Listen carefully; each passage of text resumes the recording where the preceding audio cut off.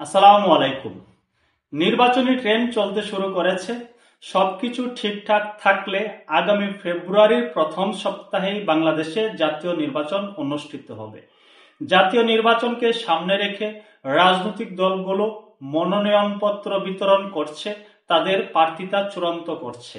তারই ধারাবাহিকতা আমাদের বাংলাদেশের একটি বিশেষ রাজনৈতিক দল, যারা নিজেদেরকে বিপ্লবী দাবি করে, সেই বিপ্লবীদের রাজনৈতিক দল এনসিপির পক্ষ থেকেও তারা তাদের প্রার্থিতা চূড়ান্ত করছে, মনোনয়নপত্র বিতরণ করছে। কিন্তু হঠাৎ করে এনসিপির প্রার্থিতা নিয়ে ব্যাপক চমক, আলোচনার কেন্দ্রবিন্দুতে এনসিপি। তার কারণ হলো জুলাই আগস্ট আন্দোলনের সময় সেই ভাইরাল রিকশা চালককে মনোনয়নপত্র দিয়েছে এনসিপি, চূড়ান্তভাবে তাকেই নির্ধারণ করেছে এনসিপি।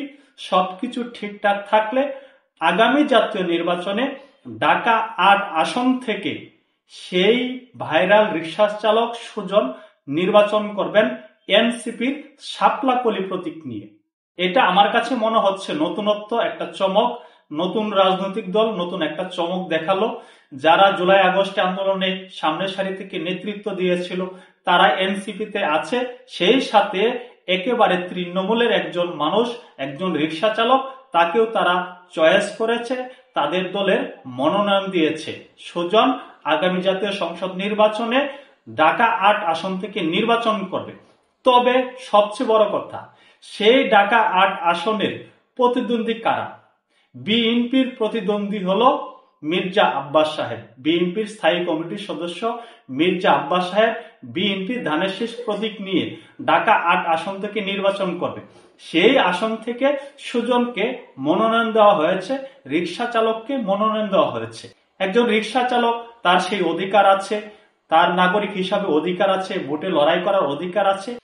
তবে ঢাকা ৮ আসন, সেই আসনটিতে একজন রিকশা চালককে মনোনয়ন দিয়ে সেটা বিপ্লবীরা কি প্রমাণ করতে চাইলো আমার জানা নাই। তারা তবে একজন রিকশা চালককে মনোনীত করেছে, তাদের শাপলা-কলি প্রতীক নিয়ে একজন রিকশা চালক নির্বাচন করবে। সেটা কতটুকু চমকপ্রদ, কতটুকু হঠকারী, সেটা হয়তো সময় বলে দেবে।